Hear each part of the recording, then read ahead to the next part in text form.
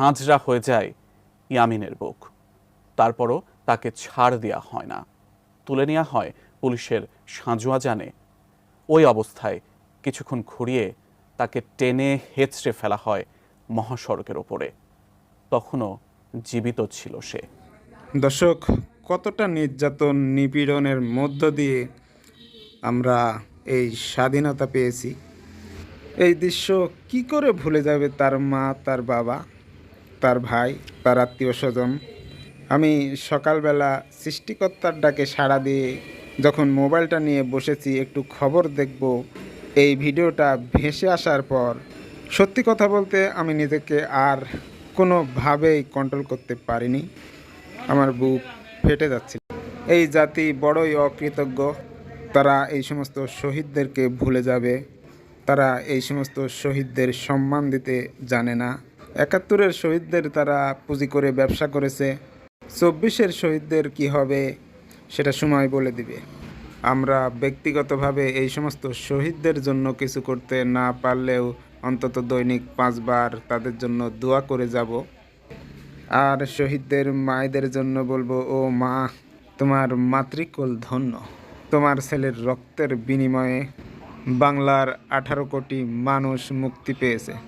তুমি শহীদের মা, তুমি অবশ্যই ধন্য। ইয়ামিনের মতো আরও অসংখ্য শহীদ আছে। আমি আরও একজন শহীদের নাম স্মরণ করতে চাই, যার লাশ বাড়িতে নেওয়ার জন্য ভিক্ষা করতে হয়েছে, মানুষের কাছে হাত পাততে হয়েছে। এই জাতির শ্রেষ্ঠ সন্তানের লাশ বাড়িতে নিতে আমাদের যদি ভিক্ষা করতে হয়, মানুষের কাছে হাত পাততে হয়, আমাদের তো অনেক টাকা। একজন পিয়ন ৪০০ কোটি টাকার মালিক হয়। একজন কাশি দিলে সিঙ্গাপুর যায় চিকিৎসা নিতে, কেন কাশি দিল?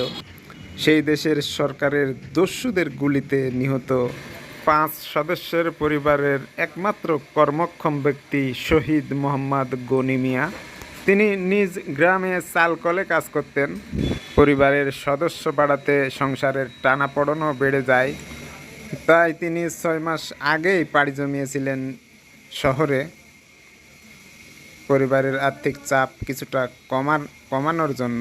কিন্তু ভাগ্যের নির্মম পরিহাস, তাকে কফিনে ভরে বাড়ি যেতে হয়েছে। এখন এই সংসারের দায়িত্ব কে নেবে? আমরা চাইব এই সমস্ত শহীদ পরিবারের দায়িত্ব সরকারকে নেওয়া উচিত। সরকারের আর্থিক সুযোগ সুবিধা পাওয়ার যোগ্য তারাই। শহীদদের শুধু শ্রদ্ধা জানালেই হবে না, তাদেরকে খাবার দিতে হবে। এদের খাবার দরকার। সর্বোপরি যে কথাটা বলতে চাই, এই আন্দোলনে যারা শহীদ হয়েছে তাদেরকে খুঁজে বের করে, তাদের আর্থিক অবস্থা বিবেচনা করে যার যতটুকু প্রয়োজন, আমরা আশাবাদী আমাদের সরকার তা করবে।